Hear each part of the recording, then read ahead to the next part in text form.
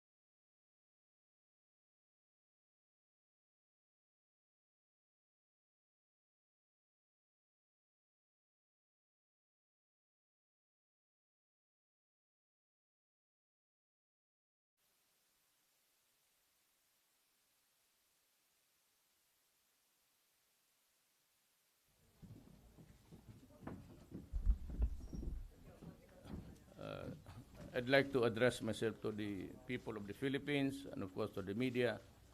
Sa lahat ng mga kababayan natin, katabi ko po yung ating heroine sa Olympics sa Brazil.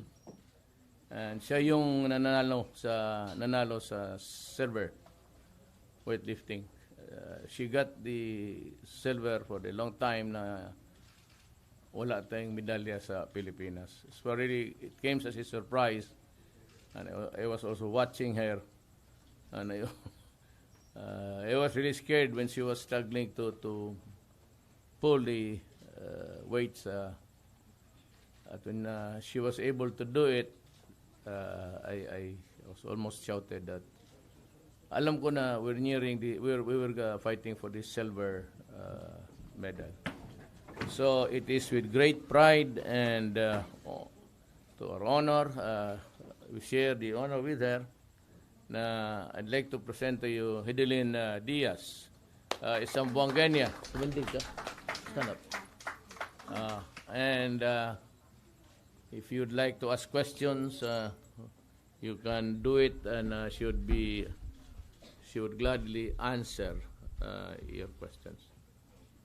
Okay. By the way, she got a 5 million prize for winning, and I just added another 2 million, so she gets about 3 million. Okay. Kaya kayong mga media, you strive to alam mo, para let's give her a chance to talk. You address the ating bayan, mga Pilipino na bumilib sa iyo.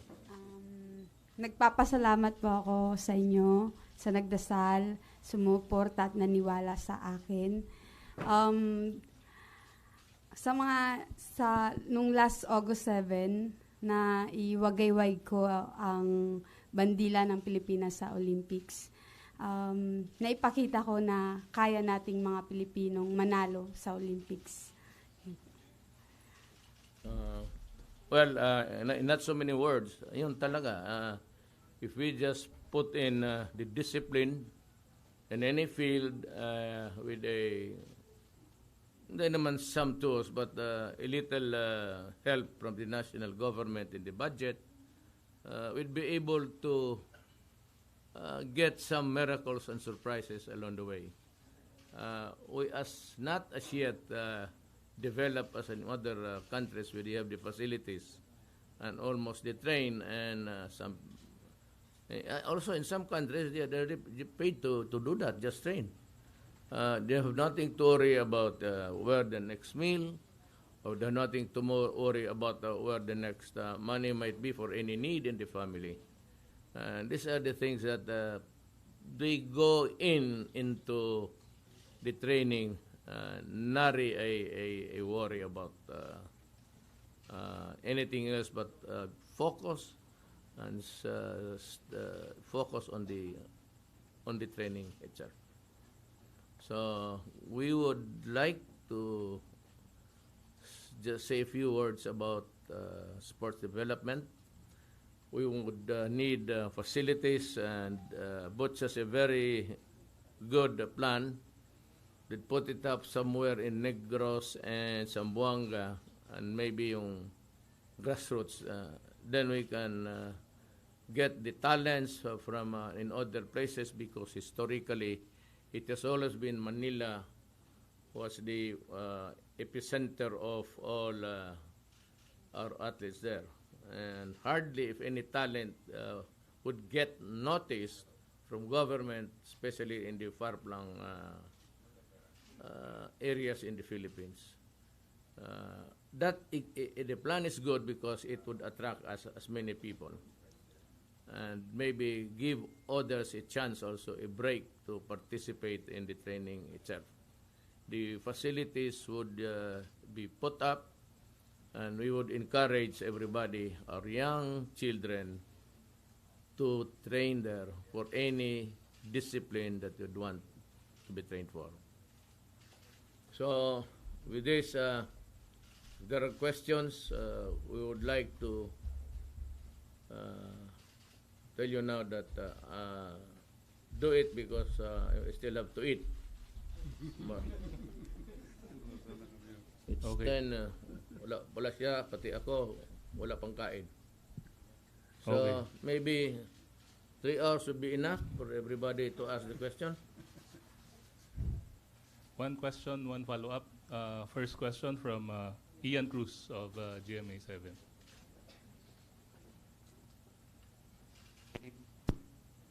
Hello, good evening, Mr. President, and Yes. to Mr. Ramirez, and congratulations po, Ms. Heidelin. Ang first question, sir, aside dun sa sinasabi ni Heidelin na gusto niya magtayo ng center ng weightlifting dun sa kanilang lugar. Yes, ang bongga. I will agree. I will agree. Because I said, if we pour in all the facilities in the Greater Manila area, we would not be able to cultivate a good Filipino to train.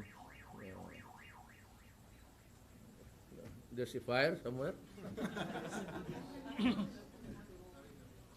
No, it's okay. I'm just joking. Nga naman, di kayo mabiro eh. So, yes, I would agree with their plans. Para yung iba naman na probinsya mapagbigyan ng attention and also to give focus to the sports. Maybe you'll be able to harness good athletes. To Miss Diaz po. Miss Diaz, nabanggit Kandi, wala mo yung, mahina mo ang boses mo. Wala ka pa rin kain, o sira yung ano. Miss Diaz, nabanggit po ninyo na 2014 yung sabi nga toughest year for you. Can you narrate to us bakit nasabi mo to, and nasabi mo din sa mga interview na nakakuha ka ng inspiration kay Presidente nung nag-send off tayo dun sa Malacanang. Thank you. 2014 ang pinakamahirap na yugto siguro ng career ko. Kasi nagka-injury ako. Tapos natanggal yung former coach ko. Tapos di ako na-qualify for Asian Games. Then, di din ako nakapaglaro sa World Championship. So, yun. Siyempre, nakaka-inspire na nagka-send off party kami sa Malacanang with President Digong. Kasi pinapakita niya lang na may support, binibigyan niya kami ng suporta. Yun. Well, maybe the inspiration was, sabi ko kasi sa kanila, ano ba yung sabi ko? Huwag kayong umuwi pag hindi kayo manalo. I was joking. Sabi ko, do your best for your country. The honor is there. Go for it. It would be a long quest. It would be a tedious one. But I said, if you can bring some honor to your country, I'd be happy. That's what I was. It was a short party, a short program actually. Thank you po. Okay. Next question from Ina Andolong of CNN. Oh, nabigla pa. Di siguro niya alam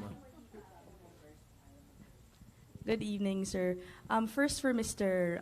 The PSC Chairman, Mr. Ramirez, can you expound a little on the facility that you want to put up? What will it include? Billeting? As young as how old are we looking at to start training the athletes? And can you give us more specifics about it? And how soon do you want it built? I would look at it and anchor my discussion on the direction of the President that we are setting to a federal government. And because of this, the Philippine Sports Commission under the Office of the President will be crafting the first Institute of Sports, which is the missing link of Philippine sports.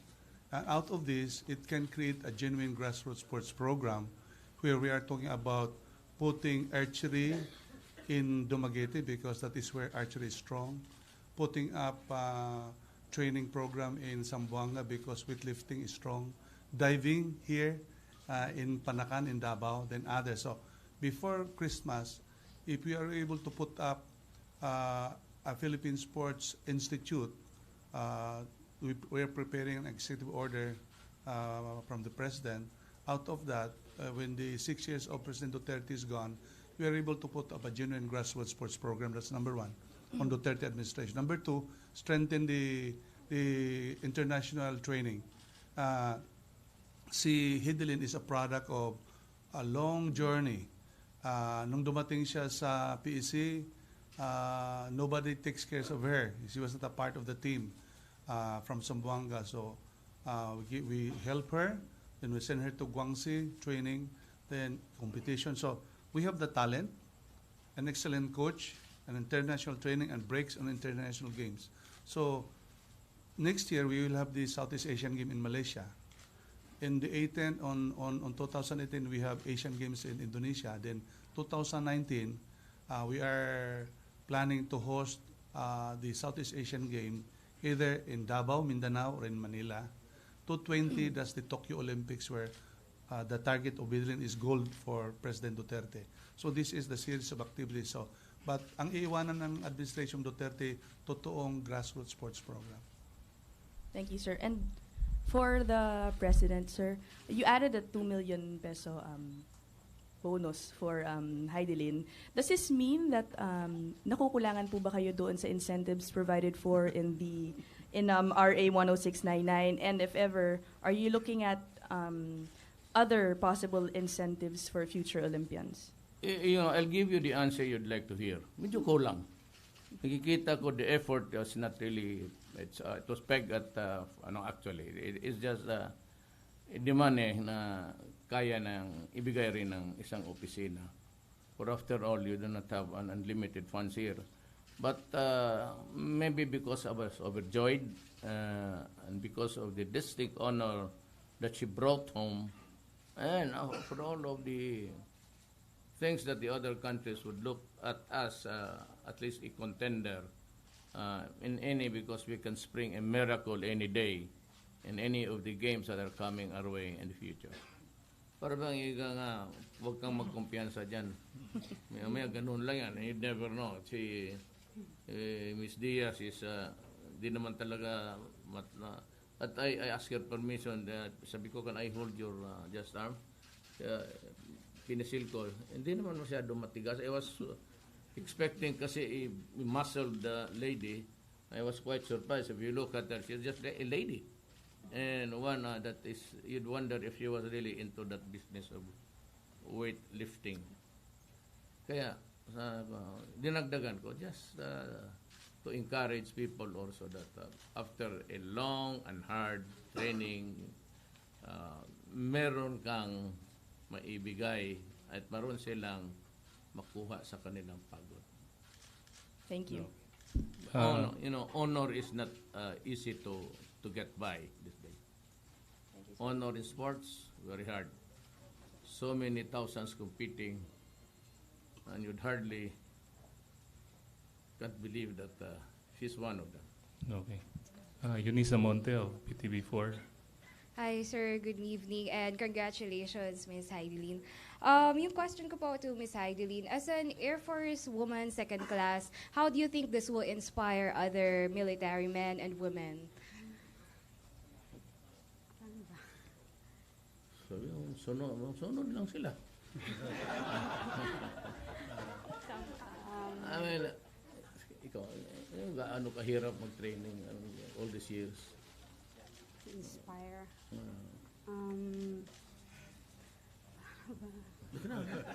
Tapos tabi ka ng commander-in-chief mo. Huwag kang mag-ano sa kanya, huwag mo kang mahiya. Na-inspire ko yung mga Air Force family ko by syempre, dinala ko yung Air Force din, pangalan ng Air Force, di lang dito sa Pilipinas, sa ibang bansa din. Then, siguro sa kahirapan ko rin or yung struggle ko, siguro nakikita nila, by that, ma-inspire ko sila sa buhay din. To President po, sir, are we planning to... Dagdagan ko na lang muna. Sige po, sir. That would be the second question you're about to ask. The first is the inspiration that this kind of thing will not come in a jiffy. I mean, it does not come just an overnight that you do this training for 1-2 weeks and then you get to be a champion, second place, silver. This is a process which started many Ilang taong ka na nag-weightlifting? 14 years na. Yeah, yeah, si 14 years. So that 14 years to others, they might tend it to be a very hard endeavor or ano lang to, yung hanggang hindi ako makatagal ng ganun ka. So I said it's a long and winding road of sacrifice. And you do not get it without giving your maybe a bucket full of sweat and just training every day to go for the medal. I am sure that it was not she was not sure that alam niya mahirap pero nakachamba nga tayo. Hindi na chamba. Bagay mo chamba yan kakargahin mo yan And the sacrifice alone and the honors and the recognition sa iyo. I'm sure that is what she is feeling now. Maybe it's just nahihiya magsabi na. Well, first and foremost, hindi naman talaga kayo, ako mismo. Hindi ako makapaniwala na kaya ko yun. She just came from a long trip, Mr. President. Sa jet lag, maybe jet lag ka ba? Rio to Dubai to Davao. Are you quite? Hindi mo ba? No, it's okay that ano yan, jet lag na yan? Sir, are we planning to have a reward system po para sa mga atletang Pinoy natin? Part of the incentive really. Lalo na yung mga, pardon mo, do not be offended. I hope hindi ako walang nasasaktan. Lalo na yung mga mahirap lang. And they get to work, maybe study and work, and not enough resources to train there almost that yan lang ang gawin mo for 14 years. That's a very tall order for an ordinary human being.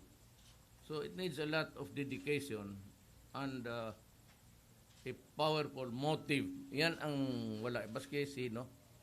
After 2-3 years talagang mag-surrender ka. Paano ba to? Is it really a sports for me? Or am I going to transcend something? And these are the guys who transcend yung mga hirap sa buhay. Thank you, sir. Training and everything. And yet, sa Air Force lang siya. Wala masyadong facility siguro. But given a chance, many others will follow. Ang nakita ko kasi, my observation at 71 years old sa buhay ko, is kung yung lalo na yung mga anak ang tatay nasa weightlifting. Kung may anak yung 4-3, may isa talaga dyan na papasok ng ganong discipline also. Pag anak ng isang basketball player, star yan, you can be very sure that may isa dyan sa mga anak niyan papasok rin. That's almost a genetic connective. Thank you, sir. Congratulations, Ms. Heidi Lee. Okay. Thank you, Eunice. Ayan Melihor of PNA. Okay. PMS ka na ba? Sa PMS ka na? PNA, Mayor. Okay. Okay. Michael Flores of Nikkei.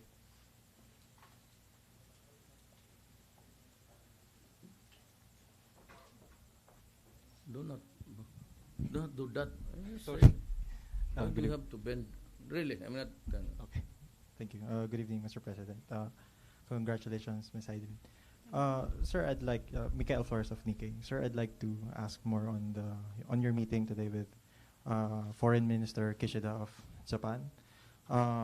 What did you discuss during the meeting, and what were the agreements that you have signed on top of what has already been announced in the past? No, it was just Thank a you. verbal dialogue actually, but most of the talks were centered on the continued good relations, the bilateral relations between Japan and the Philippines, and the mutual pledge that we will continue to enhance our relations with Japan, and that they are also ready to extend help in all fields of governance, maybe agriculture and But some other countries have the money already. But like China, for example, there are so many billions of Chinese. They would need the resources of other countries to help feed the nation. Japan may not be able to really develop the line between us now, but there are a lot of Japanese investments here. And I said we would welcome more. We're putting economic zones everywhere in the country, at least in one region. And I assure them that we would accommodate you, and we would be happy if you come in also to help, especially in the employment aspect of our joint efforts. Trabaho para sa mga Pilipino, and I would assure them that they can have the profits. And in the coming days, we might be able to fix something in the Constitution. I was against before of selling the lands. I think that